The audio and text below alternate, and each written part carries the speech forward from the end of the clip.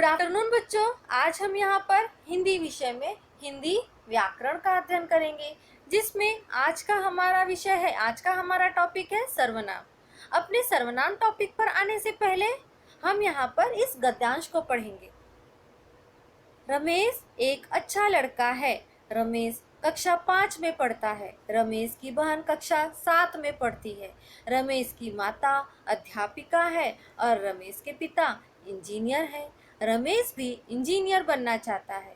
रमेश का कहना है कि रमेश इसके लिए बहुत मेहनत करेगा। बच्चों, जो यह गद्यांश हम यहाँ पर पढ़े, इस गद्यांश में रमेश शब्द बार बार आया है, जिसके कारण वाक्य पढ़ने में बड़े अटपटे से लग रहे हैं।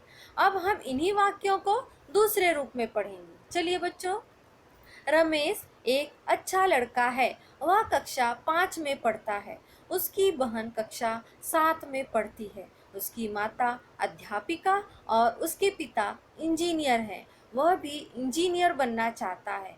उसका कहना है कि वह इसके लिए बहुत मेहनत करेगा। बच्चों, यहाँ पर जो यह गद्यांश दिया गया है, इस गद्यांश में पहला वाक्य जो है उसमें रमेश संज्ञा शब्द आया है तथा अन्य वाक्यों में रमेश के स्थान पर वह, उसकी, उसके, उसका यह शब्द प्रयोग में लाए गए हैं। इन शब्दों के प्रयोग से वाक्य पढ़ने में रोचक एवं सुंदर लग रहे हैं।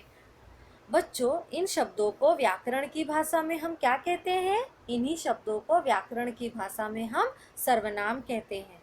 तो बच्चों, आगे हम सर्वनाम की परिभाषा जान लेते हैं। चलिए, सर्वनाम की परिभाषा। जिन शब्दों को संज्ञा के स्थान पर प्रयोग किया जाता है उन्हें सर्वनाम कहते हैं।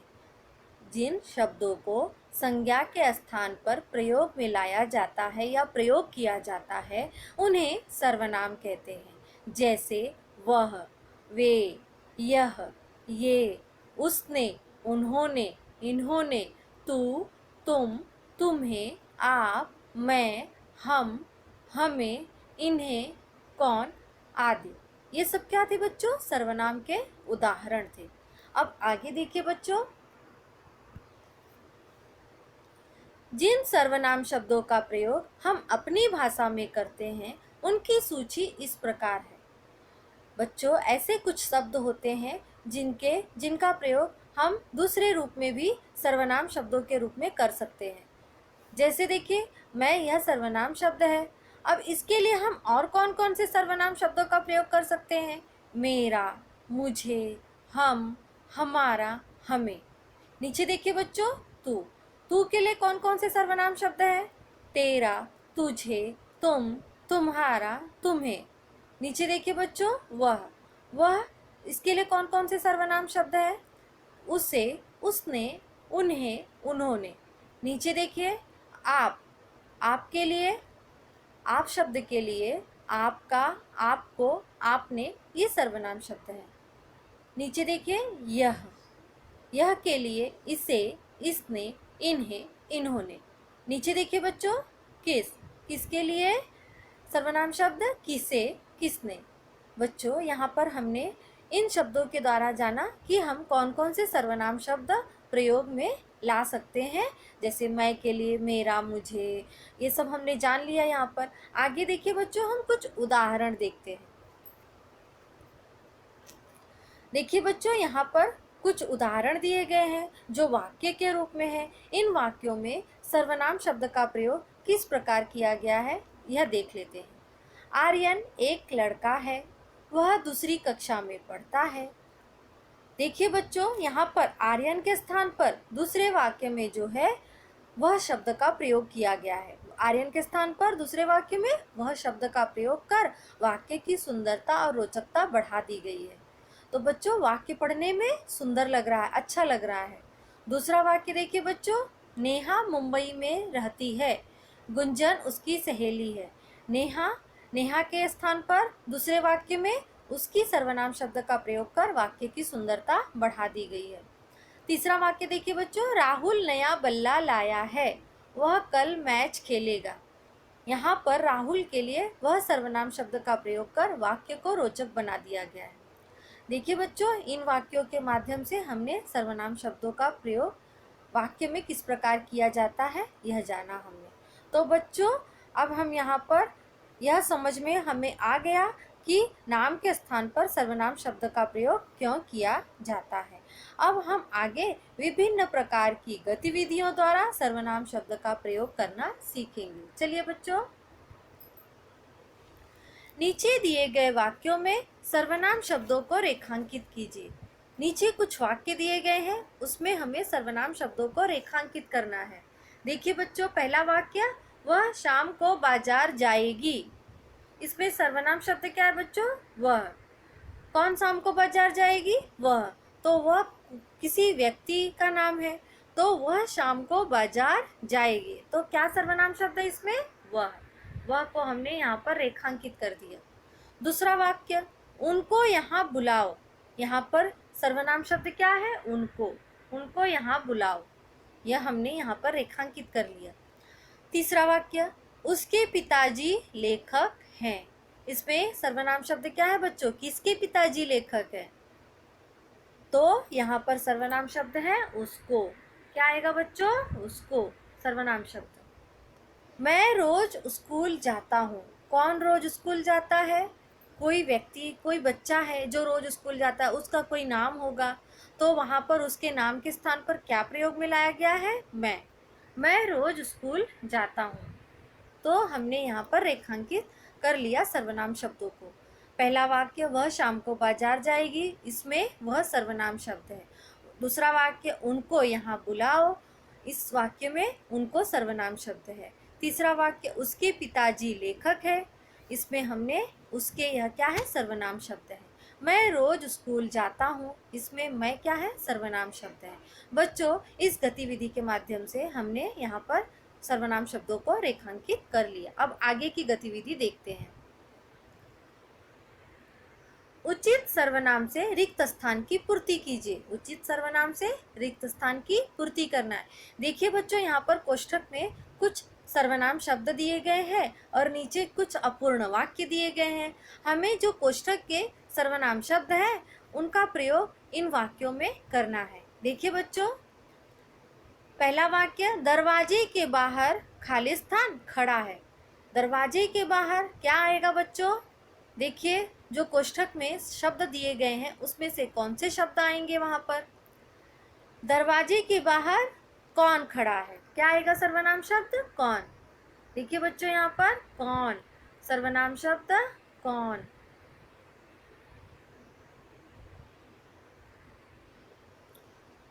देखिए, पहले वाक्य में क्या आ गया? कौन। अब देखिए दूसरे वाक्य में, कल बाजार जाऊंगा। मैं कल बाजार जाऊंगा, यहाँ सर्वनाम शब्द क्या आएगा बच्चों? मैं।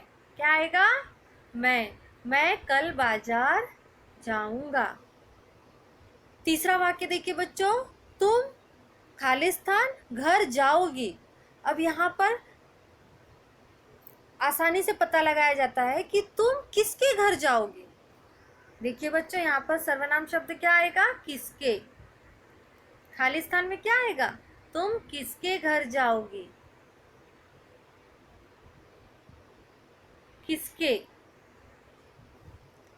अब उसके बाद चौथा वाक्य, घूमने जाएंगे। खाली स्थान है, घूमने जाएंगे। क्या आएगा बच्चों? देखिए, सॉरी, वो घूमने जाएगा। क्या आएगा यहाँ पर?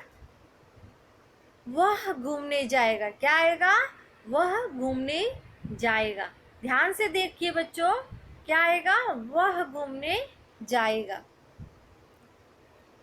पहला वाक्य, दरवाजे के बाहर कौन खड़ा है। दूसरा वाक्य, दूसरे वाक्य में, मैं कल बाजार जाऊंगा।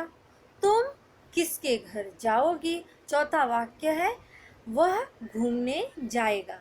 हमने यहाँ पर अपूर्ण वाक्यों को पूर्ण कर लिया, रिक्त स्थान की पूर्ति कर ली। यह गतिविधि हमने पूरी कर ली है। चलिए आगे की गतिविधि देखते हैं। नीचे लिखे शब्दों में से सर्वनाम शब्द अलग करके लिखिए। देखिए बच्चों, नीचे कोष्ठक में कुछ शब्द दिए गए हैं, उसमें से हमें सर्वनाम शब्दों को अलग करना है। अब देखिए बच्चों, सर्वनाम शब्द कौन से हैं इसमें? रमेश। रमेश यह संज्ञा शब्द है।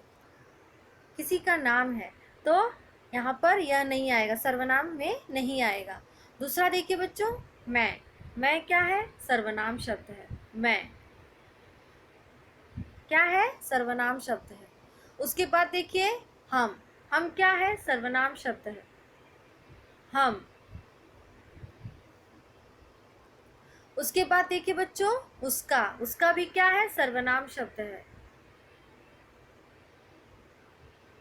उसका क्या है? यह सर्वनाम शब्द है। उसके बाद देखिए बच्चों, मोहन क्या है? सर्वनाम। मोहन सर्वनाम शब्द नहीं है, वह संज्ञा है। मोहन सर्वनाम शब्द नहीं है, संज्ञा है, किसी का नाम है। उसके बाद देखिए बच्चों, आगरा जगह का नाम है, तो यह भी संज्ञा में आएगा, सर्वनाम में नहीं आएगा। उसके बाद देखिए बच्चों, आम फल का नाम है, यह भी संज्ञा में आएगा, सर्वनाम में नहीं आएगा। उसके बाद देखिए बच्चों, उनका जो है यह सर्वनाम शब्द है। क्या है बच्चों? उनका सर्वनाम शब्द है। उनका। उसके बाद देखिए बच्चों, वे भी क्या है? सर्वनाम शब्द है। वे क्या है? सर्वनाम शब्द है। अब देखिए बच्चों, यहाँ पर हमने कोष्ठक में जो सर्वनाम शब्द थे हमने उनको अलग कर लिया, यह गतिविधि भी हमने पूरी कर ली। अब आगे की गतिविधि देखते हैं। सही सर्वनाम से रेखा खींचकर वाक्य बनाइए। यहाँ पर देखिए बच्चों, सर्वनाम शब्द दिया गया है, बीच में जो है जगह का नाम दिया गया है, और दूसरे बगल में जो है अपूर्ण वाक्य दिए गए हैं, और हमें सर्वनाम शब्द का प्रयोग कर, जो बीच में आगरा शब्द दिया गया है उसका प्रयोग कर हमें इस वाक्य को पूरा करना है। तो देखिए बच्चों, वह आगरा घूमने जाऊंगा, नहीं, वाक्य सही नहीं है। वह आगरा से मेरे लिए पेठा लाया, यह वाक्य सही बन गया। तो वह आगरा, हमने इसको मिला लिया, वह आगरा से मेरे लिए पेठा लाया, यह वाक्य पूरा हो गया। अब उसके बाद देखिए, तुम आगरा घूमने जाऊंगा, नहीं, सही नहीं है। दूसरा वाक्य तो मिल गया हमें, तुम आगरा ताजमहल देखने गए, नहीं, वाक्य सही नहीं है। तुम आगरा किस गाड़ी से जाओगे, यह वाक्य सही है। तुम आगरा किस गाड़ी से जाओगे, यह वाक्य पूरा हो गया। मैं आगरा घूमने जाऊंगा, यह भी वाक्य सही है। मैं आगरा घूमने जाऊंगा, हमने उसको मिला लिया। उसके बाद देखिए बच्चों, हम आगरा ताजमहल देखने गए, एक ही वाक्य बचा हुआ है जो अपूर्ण है यहाँ पर। हम आगरा ताजमहल देखने गए, हमने यहाँ पर वाक्य पूरा कर लिया। वह आगरा से मेरे लिए पेठा लाया। तुम आगरा किस गाड़ी से जाओगे, मैं आगरा घूमने जाऊंगा, और हम आगरा ताजमहल देखने गए। यह गतिविधि भी हमने यहाँ पर पूरी कर ली। अब आगे की गतिविधि देखते हैं। नीचे दिए सर्वनाम शब्दों के सामने सही का निशान लगाइए। पहला जो है देखिए बच्चों, चाचा, उसका और कोयल। चाचा संज्ञा में आएगा, उसका सर्वनाम शब्द है। क्या आएगा बच्चों? सर्वनाम शब्द। तो हमने उसका को सही का निशान लगा दिया। कोयल संज्ञा शब्द है। दूसरा देखिए बच्चों, आपका, तुम्हारा और तितली, इसमें सर्वनाम शब्द आपका है, तुम्हारा है, तितली संज्ञा में आएगा। इसके लिए इसको हम सही का निशान नहीं लगाएंगे। तीसरा देखिए बच्चों, हैदराबाद, साक्षी और हमारा। हैदराबाद जगह का नाम है, साक्षी किसी लड़की का नाम है, और हमारा सर्वनाम शब्द है। तो हमारा को हमने यहाँ पर सही का निशान लगा दिया। चौथा देखिए बच्चों, दिल्ली, अभिनव, मेरा। दिल्ली जगह का नाम है, अभिनव किसी लड़के का, किसी बच्चे का नाम है। मेरा क्या है? सर्वनाम शब्द है, मेरा। यहाँ पर हमने सर्वनाम शब्दों पर सही का निशान लगा दिया। पहले में क्या है? पहले में उसका सर्वनाम शब्द है, दूसरे में आपका, तुम्हारा सर्वनाम शब्द है, तीसरे में हमारा सर्वनाम शब्द है, और चौथे में मेरा, यह सर्वनाम शब्द है। हमने यहाँ पर यह गतिविधि भी पूरी कर ली।